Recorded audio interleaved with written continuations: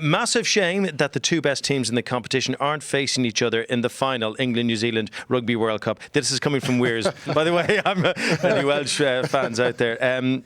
Interesting. Jimmy, I'll start with you on that. Yeah, very interesting. I suppose his questions come on the back of some of the form they've shown, the way they played, especially both the quarterfinals. To be honest, it could be a final. It's going to be a final atmosphere, and the intensity is going to be up there on Saturday. It could go either way, to be honest. It's going to be one hell of a game. I feel like it's a bit like Wimbledon, Nadal against Djokovic in the semi-finals. Brilliant other tennis players in and around, and Wales has certainly fancied their chances as well as South Africa. But I believe whoever wins out in England and New Zealand will go on and win the World Cup. The way in which they've gone on in their quarterfinals and put 40 points on their tide. I thought New Zealand were excellent. I thought England were good. Australia's tactics was so disappointing. They gave England everything they wanted, playing from everywhere, not wanting to kick. That stubbornness really played into England's hand. But I do believe the winner of the World Cup will come from that semi-final. There were some great tries in that England game, yes, and the New Zealand game, of course. But it was interesting. Ugo was talking about the amount of kicking. You kind of forget about the kicking when the tries are so good, but it's built on a really clever kicking game. Yeah, well, there's two things that England and New Zealand do in particular, and everyone just focuses on the end product, which is the tries. But I went through the stats earlier. England kicked the ball 731 metres. That's almost 8 lengths of the pitch. England kicked it 837 metres, which is unbelievable. So it's not just their lengths of kick and their ability to get territory and how proficient they are when they get down there. It's also the kick to gather or regather. We see it in the Gallagher Premiership with Saracens. So England kicked the ball 29 times, regathered 19. It's interesting, isn't it, though, when you have unbelievable statistics. When you have children and you start reading statistics like that, because you can't go out anymore. Ugo, welcome to our world.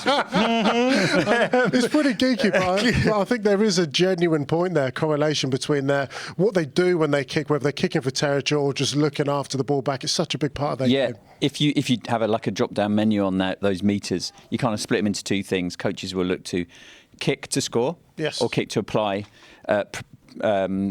pressure to the opposition, and England are doing the second a lot. They're kicking to apply pressure to the opposition, huge amounts. The question against New Zealand, Jimmy, if they're kicking to that back three and they don't get it spot on, Bowden Barrett at fullback, I mean, crikey, he's just unbelievable. There was one bit at the weekend where the ball would chip through. He wasn't going to gather it, and I could see he almost was going to try a back heel as well. I mean, he's so relaxed at the back. Yeah, they're playing brilliantly, aren't they? But they've got that freedom, they've got that confidence to sort of attack from anywhere. And I think it comes back to the way they play in the Super Rugby. We were looking at you love stats, but I don't know the dead stat, but first phase tries in Super Rugby, it's like 70-something% come off kicks. First phase tries or first phase line breaks come off kicks, attacking kicks. And you can see that the way New Zealand are using that.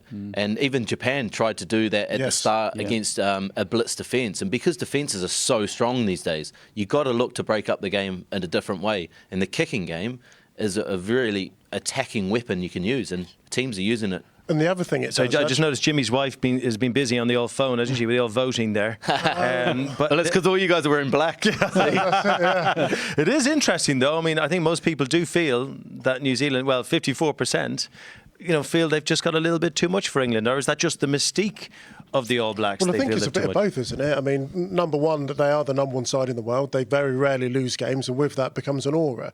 At times it seemed impregnable until Ireland beat them in 2018. But ever since then, they've gone through this transition period. They didn't win the Rugby Championship, and they really tried a few different things. They gave Mwanga the shirt. They went with back row of Ardie Savea and Sam Cane, and it's coming together. When you can leave players out like Ryan Crotty on the bench, Rico Ioane's 23 and he's thinking, what's happening to my, All Black career? And they've got a long succession of this. It started with Sivivatu, almost broke a record. Well, you can take a seat. Rokafoko comes in, you can do it. You can do one, and then Savea comes in. Now Rico Ioane, 23, with all the tries that he scored, he can't get into that team. Two young fellas coming in, looking as dangerous as ever, and that's the challenge England going to face this weekend.